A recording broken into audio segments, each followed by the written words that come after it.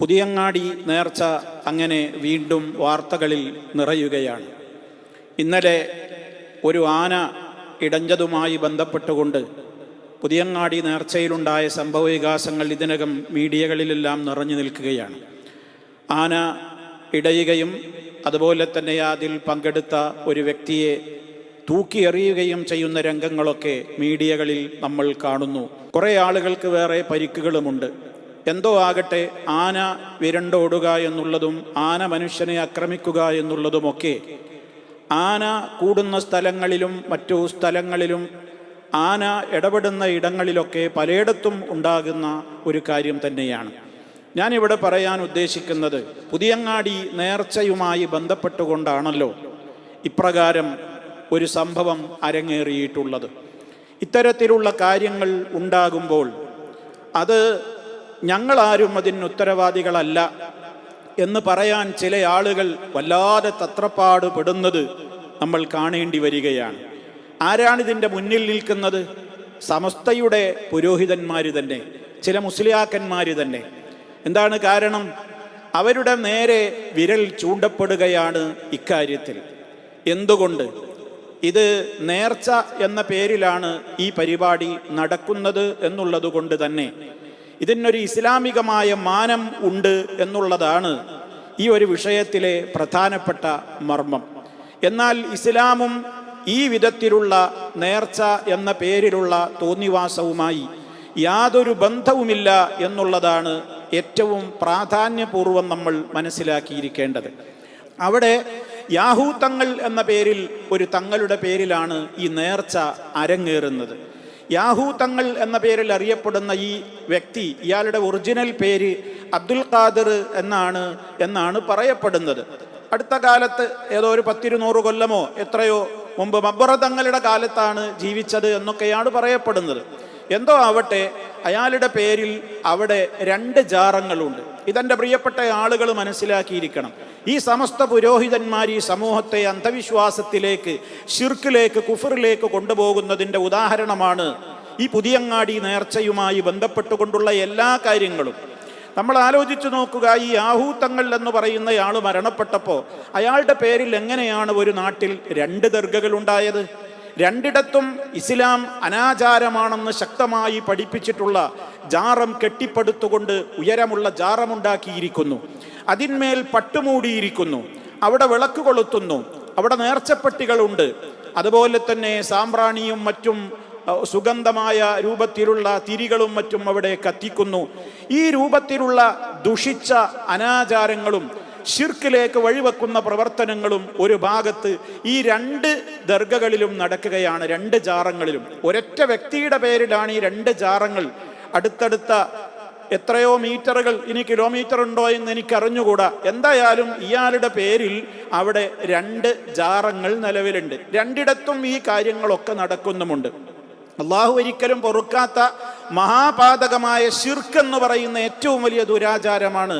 അവിടെ നടക്കുന്ന ദുരാചാരങ്ങളുടെ 1ാമത്തെ പട്ടികയിൽ തന്നെ ഇടം പിടിക്കുന്നത് റബ്ബല്ലാത്തവരെ വിളിച്ചു പ്രാർത്ഥിക്കുക, അള്ളാഹു അല്ലാത്തവരെ വിളിച്ചു പ്രാർത്ഥിക്കുക, അവർക്ക് നേർച്ച വഴിപാടുകൾ അർപ്പിക്കുക, അവരോട് സങ്കടങ്ങൾ പറയുക തുടങ്ങിയ ഈ കാര്യങ്ങളാണ് നേർച്ച പൂരം എന്ന് പറയുന്ന ദിവസത്തിലും അല്ലാത്ത ദിവസങ്ങളിലുമൊക്കെ അവിടെ അരങ്ങേറിക്കൊണ്ടിരിക്കുന്നത്.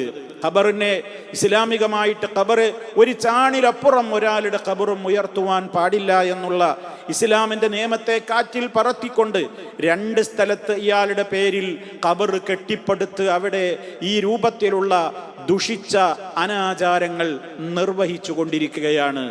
റബ്ബല്ലാത്തവരെ വിളിച്ചു പ്രാർത്ഥിക്കുക എന്ന ഗൗരവതരമായ ശിർക്കാണ് അവിടെ അരങ്ങേറുന്നത്. അതിൻ്റെ ശേഷമാണ് മറ്റുള്ള കാര്യങ്ങളൊക്കെ. പക്ഷേ മുസ്ലിയാക്കന്മാർക്ക് ഇവിടെ അനാചാരമായി തോന്നുന്നത് പലപ്പോഴും എന്താണ്? അവിടെ നടക്കുന്ന ചെണ്ടമുട്ട്, അതുപോലെ തന്നെ ബാൻഡ് മേളം, കുഴൽവിളി, അവിടെ നടക്കുന്ന കരിമരുന്ന് പ്രയോഗങ്ങൾ, മറ്റു കാര്യങ്ങൾ, ഇങ്ങനെയുള്ള ആണും പെണ്ണും ഇടകലർന്നുകൊണ്ട് അവിടെ നടത്തുന്ന മറ്റു കാര്യങ്ങൾ, ഇതൊക്കെയാണ് ഇവർക്ക് പലപ്പോഴും അനാചാരമായിട്ട് ചില മുസ്ലിയാക്കന്മാർക്കൊക്കെ തോന്നുന്നത്. അതിലെത്രത്തോളം ആത്മാർത്ഥതയുണ്ട് ഇല്ലേ എന്നുള്ളതൊക്കെ നമുക്കൊന്ന് ചർച്ച ചെയ്യുവാനുണ്ട്. അതുകൊണ്ട് തന്നെ സഹോദരങ്ങളെ, ഞാൻ എൻ്റെ തുടങ്ങിയ വിഷയത്തിലേക്ക് വരാം. ഈ വ്യക്തി യാഹൂത്തങ്ങൾ അറിയപ്പെടുന്ന ഈ വ്യക്തിയുടെ പേരിൽ 2 ജാറങ്ങൾ വരാൻ എന്താണ് കാരണം? അതിനുള്ള ഒരു ഐതിഹ്യം അവിടെ പറയപ്പെടുന്നത്, ഇയാൾ മരിച്ചപ്പോൾ നാട്ടുകാർക്കിടയിൽ 2 തൊട്ടടുത്ത പ്രദേശങ്ങളിലുള്ള ആളുകൾക്കിടയിൽ തർക്കമായി എവിടെയാണ് മറമാടേണ്ടത്. കാരണം ഒരു മയ്യത്ത് കിട്ടിയാൽ ആ മയ്യത്തിന്റെ പേരിൽ വൻ വരുമാനമുണ്ടാക്കാമല്ലോ. ഇതൊരു വൻ വരുമാനമുള്ള വ്യവസായമാണല്ലോ ഈ ജാറ വ്യവസായം. അതുകൊണ്ട് ആരും വിട്ടുകൊടുക്കൂല. അപ്പം അതുകൊണ്ട് തന്നെ ഓരോരുത്തരും ഞങ്ങളുടെ നാട്ടിൽ കിട്ടണം, ഇവിടെ കിട്ടണം എന്ന് വേറൊരാൾ, ഈ വീട്ടിൽ കിട്ടണം, ഈ സ്ഥലത്ത് കിട്ടണം എന്ന് മറ്റേ മഹല്ലുകാരും. അങ്ങനെ 2 കൂട്ടരും തമ്മിൽ തർക്കമായി, ആകെ പ്രശ്നമായി. എന്തായിരുന്നാലും അയാളെ മയ്യത്ത് മറമാടി കഴിഞ്ഞതിന് ശേഷം പിന്നെ ആ അവർക്കിടയിൽ ഒരാൾ സ്വപ്നം കാണുകയാണെന്ന്, നിങ്ങൾ എൻ്റെ പേരിൽ തർക്കിക്കേണ്ടതില്ല, എൻ്റെ പേരിൽ നിങ്ങൾ തർക്കിക്കണ്ട, 2 ഇടത്തും ഉണ്ടായിക്കോട്ടെ, 2 ഖബർ എൻ്റെ പേരിൽ ഉണ്ടായിക്കോട്ടെ, ഞാൻ അവിടെ ഇവിടെയൊക്കെ മാറി ഇങ്ങനെ കിടന്നോളുന്നു. ഞാൻ അവിടെ ഉണ്ടാവും, ചില ദിവസം ചിലപ്പോൾ ഇവിടെ ഉണ്ടാവും. അപ്പോൾ അവിടെ ഇവിടെയൊക്കെ മാറി ഞാൻ അങ്ങനെ കിടക്കും. അതുകൊണ്ട് അവിടെയൊക്കെ ഞാൻ എൻ്റെ സാന്നിധ്യം ഉണ്ടാകും. അതുകൊണ്ട് അതൊരു പ്രശ്നമാക്കേണ്ടതില്ല എന്ന് പറഞ്ഞ് മൂപ്പരന്നെ സ്വപ്നത്തിൽ വന്നുകൊണ്ട് ഒത്തുതീർപ്പ് പറഞ്ഞിട്ടാണ് പിന്നെ ആ നിലക്ക് അവിടെ പ്രശ്നം പരിഹരിക്കപ്പെട്ടത് എന്നാണ്. സഹോദരങ്ങളെ, നിങ്ങൾ ആലോചിച്ചു നോക്കൂ. ഈ രൂപത്തിലുള്ള തട്ടിപ്പുകളാണ് ഈ സമൂഹത്തിന് മുസ്ലിയാക്കന്മാർ പ്രോത്സാഹനം നൽകുന്നത്. ഇതാണ് അവിടെ നടക്കുന്ന ഏറ്റവും ദുഷിച്ച അനാചാരം. ഇനി ബാക്കിയുള്ള കാര്യങ്ങൾ, ഇപ്പോൾ വിഷയമായിട്ടുള്ളത് എന്താണ്? ആനയിടഞ്ഞത്. അതേപോലെ തന്നെ മുസ്ലിയാക്കന്മാർ വല്ലാതെ ഇപ്പോൾ ആവേശത്തോടെ പറയുന്നുണ്ട്, ഞങ്ങളൊക്കെ അത് പണ്ടേ എതിർത്തവരാണ്, ഞങ്ങൾ ഇതിനെയൊക്കെ സമൂഹത്തിൽ എന്നും എതിർത്തിട്ടുണ്ട്, സമസ്ത പണ്ടേ ഇതിനൊക്കെ എതിരാണ് എന്നൊക്കെയാണ് ഇപ്പോൾ പല മുസ്ലിയാക്കന്മാരും വീരവാദം മുഴക്കുന്നത്. വാസ്തവത്തിൽ സഹോദരന്മാരെ, ഈ മുസ്ലിയാക്കന്മാരുടെ ഈ വീരവാദത്തിൽ വല്ല കഴമ്പുണ്ടോ? അവർക്കതിൽ നിന്ന് ഒഴിഞ്ഞു മാറാൻ പറ്റുമോ?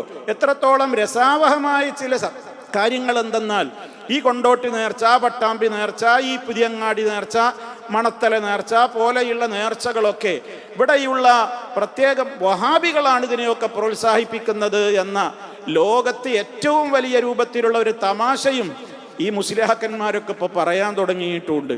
അതൊക്കെ ശ്രദ്ധ തിരിക്കൽ, പ്രത്യേകമായി ജനങ്ങളെല്ലാം അവരുടെ നേരെ വിരൽ ചൂണ്ടാതിരിക്കാൻ മുൻകൂർ ജാമ്യമെടുക്കുന്ന ഒരു തരം ഉഡായിപ്പാണത് എന്ന് എനിക്കതിനെ സംബന്ധിച്ച് പറയുവാനുള്ളൂ. ശരി, നമുക്കൊന്ന് നോക്കാം ആർക്കാണ് ഇതിൻ്റെ ഉത്തരവാദിത്വത്തിൽ നിന്ന് ഒഴിഞ്ഞു മാറാനാവുക എന്നുള്ളത്. ഇപ്പോൾ ഒരു മുസ്ലിയാർ, ഇതൊന്നും അറിയാത്തൊരു മുസ്ലിയാർ പറയുന്നുണ്ട് എന്ത്, വാസ്തവത്തിൽ ഇതൊക്കെ ഈ മാഫിയ, ഒരു തരം മാഫിയ, സമ്പത്ത് വാരിക്കൂട്ടാനുള്ള ഒരു തരം മാഫിയയാണ് ഇതിൻ്റെയൊക്കെ പിന്നിലുള്ളത്. അപ്പം ഞങ്ങളിതൊന്നും എതിർക്കുന്നില്ല എന്നൊക്കെ ചില ആളുകൾ പറയാറുണ്ട്. ഇതൊക്കെ വാസ്തവത്തിൽ നമ്മുടെ പണ്ഡിതന്മാർ, മഹാന്മാർ പണ്ടേ എതിർത്തതാണ് എന്നൊക്കെ ആ വ്യക്തി പറയുന്നുണ്ട്. ആ വ്യക്തിയുടെ വീരവാദം എന്താണ്? ഇതൊക്കെ പണ്ടേ എതിർത്തു എന്ന് മാത്രമല്ല, ഇതൊക്കെ ഞങ്ങൾ എതിർത്തിട്ടില്ല എന്ന് ചിലരൊക്കെ ഞങ്ങളുടെ മേൽ പറയുന്നത് എന്തിനാണ്? അവരുടെ ആശയം സമൂഹത്തിലേക്ക് ഈ പേര് പറഞ്ഞിട്ട് അടിച്ചു കയറ്റാനും കടത്തിവിടാനും ഒക്കെ വേണ്ടിയിട്ടുള്ള കുതന്ത്രവും ഉഡായിപ്പുമാണെന്നാണ് ആ മുസ്ലിയാർ പറയുന്നത്. വാസ്തവത്തിൽ സഹോദരങ്ങളെ, ആ മുസ്ലിയാർ പറയുന്നത് നിങ്ങളൊന്ന് കേട്ടു നോക്കൂ. ആദ്യമായി നമ്മൾ ഓരോരുത്തരും മനസ്സിലാക്കേണ്ടത്, ഇത് ആത്മീയതയുടെ പേരിലാണ്. ഇതിനെന്തെങ്കിലും ആത്മീയമായ അനുഭൂതി കിട്ടുമെന്ന് വിചാരിച്ചുകൊണ്ടാണോ ഇതിന്റെ കമ്മിറ്റിക്കാർ ഇത്തരത്തിലുള്ള പരിപാടി സംഘടിപ്പിക്കുന്നത്? ഒന്നുമല്ല. ഇതിന്റെ പിന്നിൽ ഒരേ ഒരു ലക്ഷ്യം മാത്രമേ ഉള്ളൂ, അത് സമ്പത്താണ്, പണമാണ്. എത്ര മഹല്ലത്തുകളിൽ ഇത്തരം കൊള്ള നടക്കുന്നുണ്ടെന്ന് നിങ്ങൾക്കറിയോ? ഇതിനെതിരെ ശക്തിയുക്ത മഹാനായ പേരുള്ള ഉസ്താദും ഫാറൂഖ് നീമ അടക്കമുള്ള കേരളത്തിലെ അഗ്രസരായ പണ്ഡിതന്മാർ അതിനെ എതിർത്ത് പറഞ്ഞിട്ടുണ്ട്. നിങ്ങൾ എതിർത്ത് പറഞ്ഞിട്ടില്ല എന്ന് നിങ്ങൾ ഘോരം വാദിക്കുന്നതിന് വേണ്ടി അറിയോ?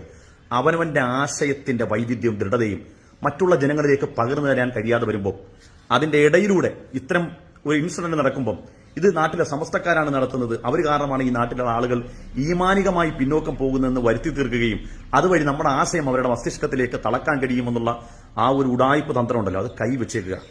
ഇതിനെക്കുറിച്ചൊക്കെ ആലിമ്യങ്ങൾ വ്യക്തമായി സുദൃഢമായി പറഞ്ഞിട്ടുണ്ട് എന്ന് ഞാൻ കാണിച്ചു തരാം. ഇതേപോലെ തന്നെ അതേ മുസ്ലിയാർക്ക് അവസാനം പറയേണ്ടി വരുന്നുണ്ട്, ഇതേ മുസ്ലിയാർ തന്നെ അവസാനം പറയുന്നുണ്ടെന്ത്, ഇത് സമ്പത്ത് വാരിക്കൂട്ടാനുള്ളൊരു തത്രപ്പാടാണ്, ഇതിൻ്റെയൊക്കെ പിന്നിൽ വലിയ മാഫിയകളുണ്ട്. ഈ മാഫിയകളെ പ്രോത്സാഹിപ്പിക്കുന്നത് ആരാ? കേട്ടോളൂ, അയാൾ പറയുന്നത് സുന്നികൾ എന്ന ഞാനും നിങ്ങളും അടക്കമുള്ള ആളുകളാണ് ഇതിന് വളം വെച്ചു കൊടുക്കുന്നത്. അതേ മുസ്ലിയാരാപ്പ ഈ പറയുന്നത്. ഇത് സമ്പത്ത് വാരിക്കൂട്ടാനുള്ള തന്ത്രപ്പാടാണ്, ഇതിന്റെ പിന്നിലൊക്കെ വലിയ മാഫിയകളുണ്ട്. ഈ മാഫിയകളെ പ്രോത്സാഹിപ്പിക്കുന്ന ആരാ?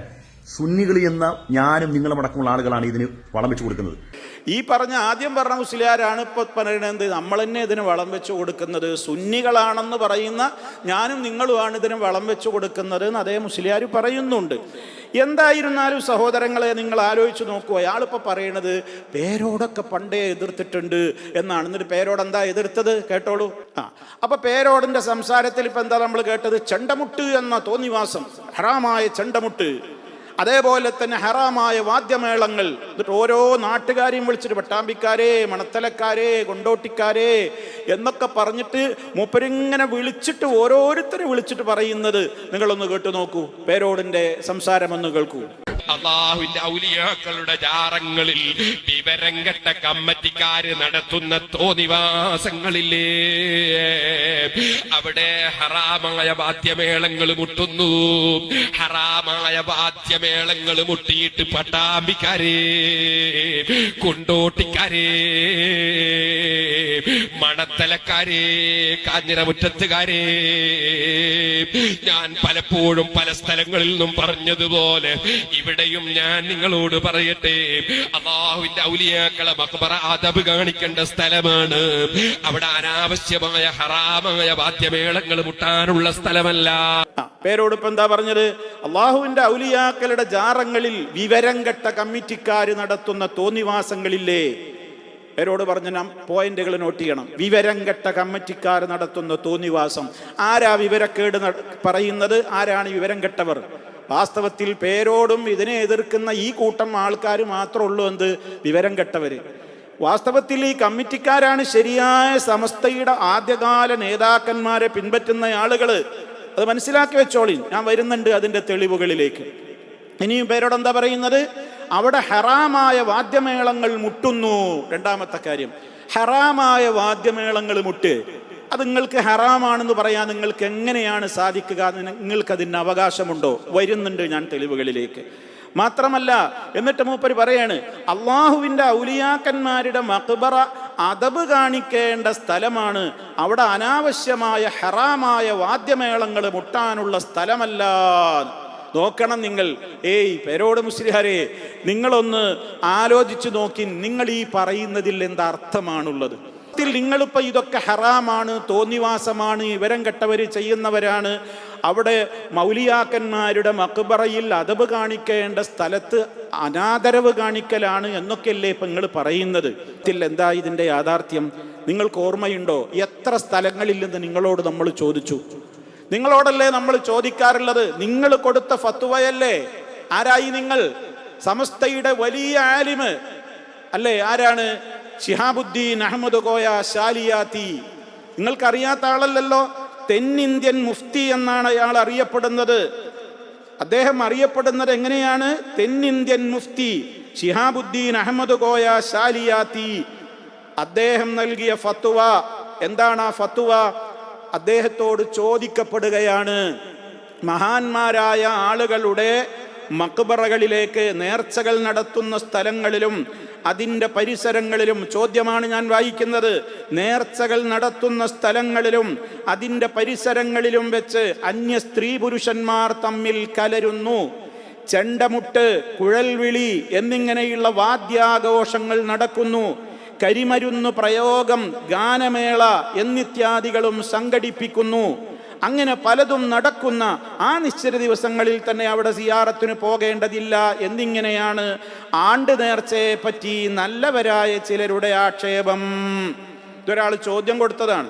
അതിന് ഈ ശിഹാബുദ്ദീൻ അഹമ്മദ് കോയ ശാലിയാത്തി എന്ന് പറയുന്ന അത് രണ്ട് സമസ്തക്കാർക്കും ബാധകമാണ് ഞാൻ ഈ പറയുന്നത്. AP സമസ്തയാവട്ടെ, ജിഫിരി സമസ്തയാവട്ടെ, ഏത് സമസ്തയാണെങ്കിലും അവരൊക്കെ ആദരിക്കുന്ന വലിയ പണ്ഡിതനാണ് ആര്? ശിഹാബുദ്ദീൻ അഹമ്മദ് കോയ ശാലിയാത്തി. മൂപ്പര് പറയുന്നത് നോക്കൂ, ചെണ്ടമുട്ട്, കൂബത്ത് തുടി ഒഴികെയുള്ള എല്ലാ ചെണ്ടമുട്ടുകളും ഹലാലാണെന്നതിൽ റാഫിഈ ഇമാമും നവവി ഇമാമും ഒത്തിരിക്കുന്നു എന്ന് മിൻഹാജിലും അതിൻ്റെ ശറഹായ തുഹഫ, നിഹായ, മുഗ്നി, സിറാജുൽ ഖാജി മുതലായവകളിലും പറഞ്ഞിരിക്കുന്നു. മൻഹജിന്റെ ഹാഷിയയിൽ അല്ലാമത്തുൽ ബുജൈരിമി തുടിയല്ലാത്ത എല്ലാ ചെണ്ടകളും ഹലാലാണെന്നാണ് നിയമം എന്ന് പറഞ്ഞിട്ടുണ്ട്. അപ്പൊ നോക്കൂ, ചെണ്ടയിൽ ഏത് മാത്രമേ ഇപ്പൊ ഹറാമുള്ളൂ? തുടി ഹറാമാണ്. ഏതാണ് ഈ തുടി എന്ന് പറഞ്ഞാൽ? തുടി എന്ന് പറഞ്ഞാൽ ഇരുഭാഗം വട്ടമൊത്തതും നടു കുടുങ്ങി നീളത്തിലുള്ളതുമായ തുടിമുട്ടൽ ഹറാമാകുന്നു. അത് മാത്രമുള്ളൂ ഇപ്പൊ ചെണ്ടയിൽ ഹറാമ്. എങ്ങനെ? ഇരുഭാഗം വട്ടമൊത്തത്, രണ്ടു ഭാഗത്തും വട്ടം, നടു കുടുങ്ങി നീളത്തിലുള്ള തുടി. എവിടെയാണ് ഇപ്പൊ അത്? പുതിയങ്ങാടി നേർച്ചയിൽ എവിടെ അത് മുട്ടല്? പട്ടാമ്പി നേർച്ചയിൽ എവിടെയാണത് കാണുന്നത്? അവിടെ കാണുന്നത് ബാൻഡ് മേളം, അവിടെ മുട്ടുന്ന ശിങ്കാരി മേളം, അവിടുത്തെ ചെണ്ടയും ഒക്കെ നിങ്ങൾ ഈ പറയുന്ന തുടിയാണോ? അല്ല. ഇനി നിങ്ങൾ നോക്കൂ ഫത്വ. വിരോധത്തിന്റെ ചെണ്ടകൾ അല്ലാത്ത ചെണ്ടകൾ മുട്ടുന്നതിനെ വിലങ്ങപ്പെടുന്നതല്ല, തുടി വിലങ്ങേണ്ടതാണ്. നോക്കൂ നിങ്ങൾ, ഇത് ആര് കൊടുത്ത ഫത്വയാണ്? നിങ്ങൾ വലിയ ഇമാമായി പരിചയപ്പെടുത്തുന്ന അല്ലാമത്ത് റംലി എന്ന് പറയുന്ന ആ വ്യക്തി പോലും ഈ ഉത്തരം പറഞ്ഞിട്ടുണ്ട് എന്ന് നിങ്ങളുടെ ശിഹാബുദ്ദീൻ അഹമ്മദ് കോയ ശാലിയാത്തി റിപ്പോർട്ട് ചെയ്യുകയാണ്. കേട്ടോളൂ ആ വാചകം. ശൈഖന്മാരുടെ മഖ്ബറ സ്ഥലത്ത് വെച്ച് ചെണ്ടമുട്ട് ജായിസോ അഥവാ അനുവദനീയമാണോ, മക്റൂഹോ അഥവാ അനഭിലഷണീയം മാത്രമേ ഉള്ളോ, ഹറാമോ നിഷിദ്ധമാണോ, വിലങ്ങേണ്ടതോ എന്ന് അല്ലാമത്ത് റംലി തങ്ങളോട് ചോദിക്കപ്പെട്ടതിന് തുടി അല്ലാത്ത എല്ലാ ചണ്ടമുട്ടുകളും ഹലാലാകുന്നു. അപ്പൊ നടുകുടുങ്ങിയ ചെണ്ട, ഈ നടുകുടുങ്ങിയ ചെണ്ട, ഇതും ഈ പുസ്തകം എടുത്ത് വായിച്ചിട്ട് ഒരാൾ അലവി സഖാഫി മുഖാമുഖം നടത്തുന്നിടത്ത് പോയിട്ട് ഈ ബുക്ക് ഇങ്ങനെ വായിച്ചിട്ട് ചോദിക്കുമ്പോൾ അലവി സഖാഫി അതിന് കൊടുക്കുന്ന രസാവഹമായ ചില മറുപടികളുണ്ട്. അപ്പൊ ഈ ചോദ്യകർത്താവ് ഈ ചോദ്യം ഇങ്ങനെ ചോദിക്കുകയാണ്, അല്ല ഈ ചെണ്ട മുട്ട് അത് അനുവദനീയമാണല്ലോ ഈ ബുക്കിൽ നിങ്ങളുടെ ആലിമീങ്ങൾ ഫത്വ കൊടുത്തിട്ടുള്ളത്. ആ ബുക്ക് പറഞ്ഞ ചെണ്ടയാണ് ഹറാമുള്ളൂ, അല്ലാത്ത ചെണ്ടക്ക് എന്താ കുഴപ്പം? അല്ലാത്ത ചെണ്ട പ്രശ്നമൊന്നുമില്ല. അപ്പൊ ചോദ്യകർത്താവ് വീണ്ടും ചോദിക്കാണ്, നടു കുടുങ്ങലാണോ അപ്പൊ ഒരു കാര്യം ഹറാമാകലും അല്ലാത്തതിൻ്റെ ഒക്കെ മാനദണ്ഡം എന്ന് ചോദിക്കുമ്പോൾ, അപ്പൊ നോക്കൂ നിങ്ങൾ, ആ ചോദ്യകർത്താവ് ചോദിക്കാണ്, അപ്പൊ നടു കുടുങ്ങലാ അപ്പൊ നിങ്ങളെ ഹറാമിനുള്ള മാനദണ്ഡം? അപ്പോൾ അലവി സഖാഫി പറയുന്നതിന് മറുപടിൻ്റെത് കേട്ടോളൂ.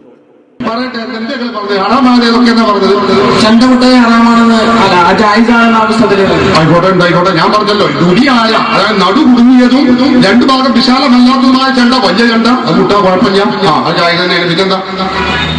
അപ്പൊ ആ പുസ്തകത്തിലുള്ള നിയമവും തമ്മിൽ എതിർപ്പില്ല. ഇടുക്കുമ്പോ വലിയ വിഷയം തന്നെയാണ്, ഇടുങ്ങൽ വലിയ വിഷയം തന്നെയാണ്. പറയണ്ടോ? അത് നിങ്ങൾക്ക് കേൾക്കണം. എന്താ അലവി സഖാഫി പറഞ്ഞത്? ആ നടു കുടുങ്ങൽ വലിയ വിഷയം തന്നെയാണ്, നിങ്ങൾക്ക് അത് അറിഞ്ഞിട്ടാണ്. അപ്പൊ ജനം ചിരിക്കുന്നുണ്ടോ? നോക്കണം നിങ്ങൾ. അപ്പോൾ ആ രൂപത്തിൽ വഷളായി ഇതൊക്കെ അംഗീകരിക്കുകയാണ് അലവി അടക്കമുള്ള ആളുകൾ. ഇപ്പൊ നിങ്ങൾക്ക് ഇപ്പൊ ചെണ്ട ഹറാമായോ? ഒന്ന് ആലോചിച്ച് നോക്കിയേ. പിന്നെ ചോദിക്കുന്നുണ്ട് ആനക്കെന്താ കുഴപ്പം എന്ന് ചോദിക്കുന്നുണ്ട്. ആനയുടെ വിഷയത്തിൽ ചോദിക്കുമ്പോൾ അലവി സഖാഫി പറയുന്നത് കേട്ടു നോക്കൂ. ആനക്കെന്താ കുഴപ്പം? ആന എന്ന് പറഞ്ഞ ഹറാമെന്ന് അറിയിക്കുന്നുണ്ടോ? ഖുർആനിൽ പറയുന്നു ആനനെ തൊടാൻ പാടില്ല, കാണാൻ പാടില്ല, ഉപയോഗിക്കാൻ പാടില്ല. നോക്ക് നിങ്ങൾ, ആനക്കെന്താ കുഴപ്പം? ആന ഒരു ജീവിയല്ലേ, അതിനിപ്പോൾ എന്താ തകരാറ്? മാത്രല്ല, ആന എന്നൊക്കെ പറയുന്നത് ഇന്ന് അനാചാരമായിട്ടോ അല്ലെങ്കിൽ ആ നിലക്കുള്ളൊരു കാര്യമായിട്ടോ എണ്ണപ്പെടുന്നില്ല. ആനയെ കൊണ്ടുവരുന്നത് എവിടെയെങ്കിലും കൊണ്ടുവരുന്നത് അനാചാരമാണോ? അല്ലല്ലോ ഇപ്പോൾ ഇവിടെ സമൂഹത്തിൻ്റെ ചോദ്യം. സമൂഹം ചോദിക്കുന്നത്, നിങ്ങൾ ഈ നേർച്ചപ്പൂരം എന്ന് പറഞ്ഞ് നടത്തുന്ന മഹാന്മാരുടെ മക്ബറയിലെ സിയാറത്തിനോടനുബന്ധിച്ച് നിങ്ങൾ നടത്തുന്ന ഈ ചെണ്ടമുട്ട്, അതായത് ഇപ്പോൾ സാധാ ചെണ്ടമുട്ട് എത്ര ആൾ ചെണ്ടമുട്ടുന്നുണ്ട്? ആ രൂപത്തിലുള്ളതല്ലല്ലോ ഇവിടെ പ്രശ്നം. നിങ്ങൾ പറയുന്ന ഈ ജാറങ്ങളുടെ പരിസരത്ത് അവിടെ നടക്കുന്ന ചെണ്ടമുട്ട്, ആ രൂപത്തിലുള്ള കുഴൽവിളി കാര്യങ്ങളെ കുറിച്ചാണ് ചോദ്യം. അപ്പൊ നിങ്ങൾ വെറുതെ കണ്ണടച്ച് ഇരുട്ടാക്കല്ലേ സഖാഫികളെ, മുസ്ലിയാക്കളെ. വളരെ വിനീതമായി നിങ്ങളോട് പറയുകയാണ്. കാര്യം വളരെ വ്യക്തമായി ജനങ്ങളൊക്കെ മനസ്സിലാക്കുന്നുണ്ട്.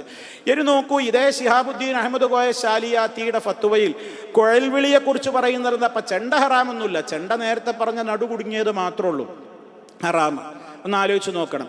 ഇനി നിങ്ങൾ ആലോചിച്ച് നോക്കണം, കുഴൽവിളിയെ കുറിച്ച് ഫത്വയിൽ എന്താ ഉള്ളത്? കുഴൽവിളിയിൽ ഉലമാക്കൾക്ക് അധികമായ അഭിപ്രായങ്ങളുണ്ട്. ഇമാം ഗസ്സാലിയെ തുടർന്ന് ഇമാം റാഫിഈ ബലപ്പെടുത്തിയതും ഇമാം ബുൽഖീനി തുടങ്ങിയവർ സമ്മതിച്ചതും സബാബത്ത് യറാഴി എന്ന് കുഴലുകൾ വിളി ഹറാമാക്കേണ്ടതില്ലെന്ന് രേഖക്ക് മതിയായ യാതൊരു ലക്ഷ്യവുമില്ലാത്തത് കൊണ്ട് അത് ഹലാലാണെന്നാണ്. അപ്പോ ആ രൂപത്തിലുള്ള പ്രത്യേകമായൊരു കുഴൽ വിളി, ആ കുഴലും കുഴപ്പമില്ല.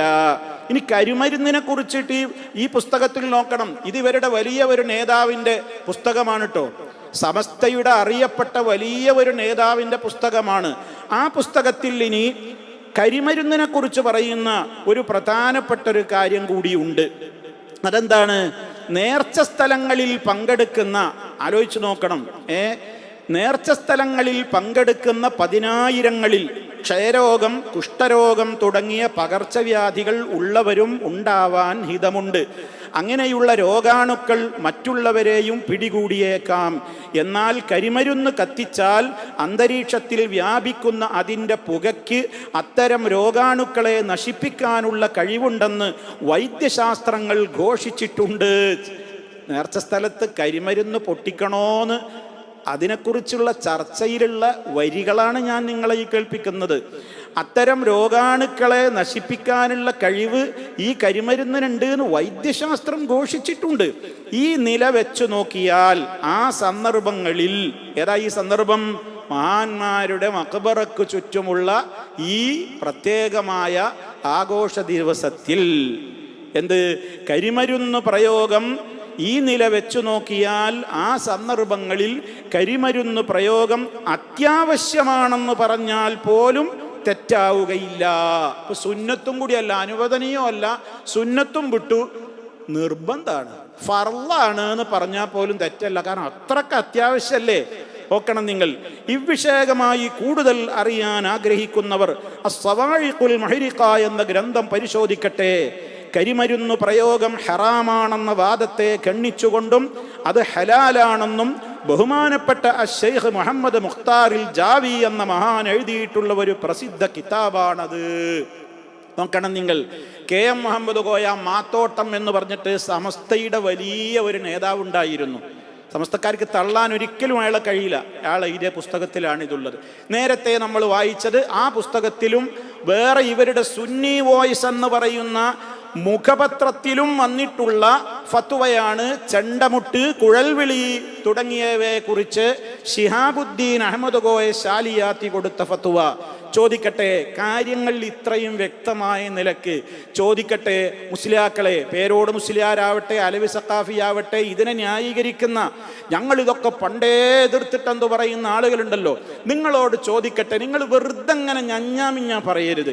ശിഹാബുദ്ദീൻ അഹമ്മദ് കോയ ശാലിയാത്തിയുടെ ഈ ഫത്വ നിങ്ങൾ അംഗീകരിക്കുന്നോ അതോ തള്ളുന്നോ? നിങ്ങൾ മറുപടി പറഞ്ഞാൽ മതി.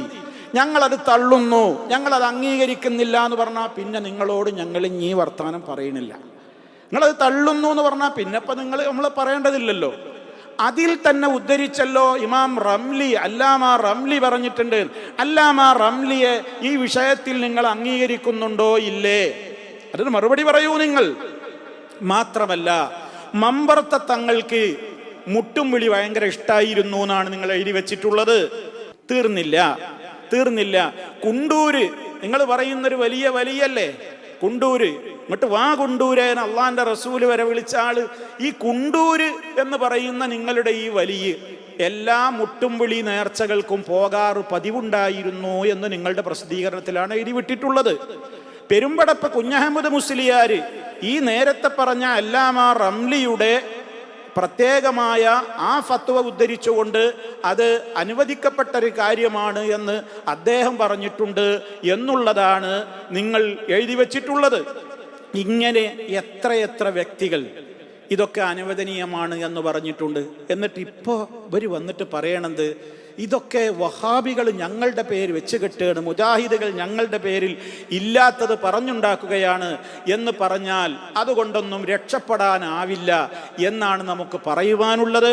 അതുകൊണ്ട് തന്നെ സഹോദരങ്ങളെ, നിങ്ങൾ കൃത്യമായി തന്നെ മനസ്സിലാക്കണം, ജാറങ്ങളിൽ നടക്കുന്ന ഏറ്റവും വലിയ ദുരാചാരം അവിടെ ഖബർ കെട്ടിപ്പടുത്ത് അതിന്മേൽ കുമ്മായവും പെയിന്റും ഒക്കെ അടിച്ച് അവിടെ നടത്തുന്ന ഇത്തരത്തിലുള്ള ഈ ഉറൂസുകളും ഉത്സവങ്ങളും അതിൻ്റെ മറവിൽ അതിൻ്റെ പേരിൽ അവരോട് നേരിട്ടുള്ള പ്രാർത്ഥനകളും എല്ലാം അവിടെ നടക്കുന്ന ശിർക്കും ബിദ്അത്തുമായ ഒട്ടേറെ ദുരാചാരങ്ങളുണ്ട്. ഇതിനൊക്കെ വളം വെച്ചു കൊടുത്തത് ഈ മുസ്ലിയാക്കളുടെ തലതൊട്ടപ്പന്മാരായ നേതാക്കൾ തന്നെയാണ്. എന്നിട്ട് ഇപ്പൊ പ്രശ്നങ്ങൾ ഉണ്ടാകുമ്പോൾ മുൻകൂർ ജാമ്യം എടുക്കുകയാണ്. ഞങ്ങൾ ഇതിൽ നിന്നൊക്കെ ഒഴിവാണ്, ഞങ്ങൾ ഇതിനെയൊക്കെ പണ്ടേ എതിർത്തവരാണ്. ഇനി 1951 കഥ പറയാറുണ്ട്. EK മുസ്ലിയാക്കന്മാരും പറയും, AP മുസ്ലിയാക്കന്മാരും പറയാറുണ്ട്. 51 സമസ്ത ഇതിനെതിരെ പ്രമേയം പാസ്സാക്കിയിട്ടുണ്ട്. പ്രമേയം പാസ്സാക്കിയിട്ട് വല്ല കാര്യം ഉണ്ടായോ? അയാൾക്ക് മറുപടി കൊടുക്കാൻ വേണ്ടിയിട്ട് ഏൽപ്പിക്കപ്പെട്ട ആളുകൾ കൃത്യമായി മറുപടിയാണ്ട് എഴുതി. അതിനെ ആ രൂപത്തിൽ നടക്കുന്ന അനാചാരങ്ങളെ ഇതൊക്കെ അനാചാരങ്ങളാണെന്ന് വെട്ടിത്തുറന്നു പറഞ്ഞു. ആര്? സമസ്തയിലെ ഒരു പണ്ഡിതൻ. അതാരാന്നറിയോ? കാടേരി എന്നു പേരിലുള്ള ഒരു പ്രസിദ്ധനായ സമസ്തയുടെ പണ്ഡിതനുണ്ടായിരുന്നു. അദ്ദേഹത്തിൻ്റെ പേര് അബുൽ കമാൽ കാടേരി എന്നാണ് അദ്ദേഹം അറിയപ്പെടുന്നത്. അദ്ദേഹം ആ കാലഘട്ടത്തിൽ ഇങ്ങനെ ഒരു ലേഖനം എഴുതി. എന്തിന്? ഈ രൂപത്തിലുള്ള നേർച്ചപ്പൂരങ്ങളിൽ നടക്കുന്ന ദുരാചാരങ്ങൾക്കെതിരെ അദ്ദേഹം എന്നൊരു ലേഖനം എഴുതി. പക്ഷേ അദ്ദേഹത്തിനെ അതിൻ്റെ പേരിൽ അൽബയാൻ പത്രത്തിൽ നിന്ന് കുന്നിക്ക് പിടിച്ച് പുറത്തുക്കാണ്ട് എറിഞ്ഞു സമസ്തയുടെ ആലിമീങ്ങൾ. നിങ്ങൾക്കറിയോ? നിങ്ങളെ എതിർത്തു എന്ന് പറയുന്നുണ്ടല്ലോ സമസ്തക്കാരെ. സമസ്തയുടെ കൂട്ടത്തിലുള്ള ഒരാൺകുട്ടി ഈ ദുരാചാരത്തെ എതിർത്തതിൻ്റെ പേരിൽ നിങ്ങൾ അയാളെ അൽബയാനിന്റെ പത്രാധിപസ്ഥാനത്ത് നിന്ന് പിടിച്ചു പുറത്താക്കിയില്ലേ? എന്നിട്ടല്ലേ ഈ പറയുന്ന വരികളൊക്കെ പിന്നീട് നിങ്ങൾ എഴുതിയത്? അപ്പൊ ഞങ്ങളിത് പണ്ടേ എതിർത്തിട്ടുണ്ട് എന്നുള്ള ഉഡായിപ്പ് കൊണ്ടൊന്നും വരണ്ട. എതിർത്ത ആൾക്കാർക്ക് സമസ്തയിൽ സ്ഥാനം ഉണ്ടായിട്ടില്ല എന്ന് നിങ്ങൾ മനസ്സിലാക്കണം. അതുകൊണ്ട് ആവർത്തിച്ച് ഓർമ്മപ്പെടുത്തുന്നു, ഇത്തരത്തിലുള്ള സർവ്വ ദുരാചാരങ്ങളും ഏറ്റവും അതിൻ്റെ ഉത്തരവാദിത്വം മുസ്ലിയാക്കളെ നിങ്ങൾക്ക് തന്നെയാണ്.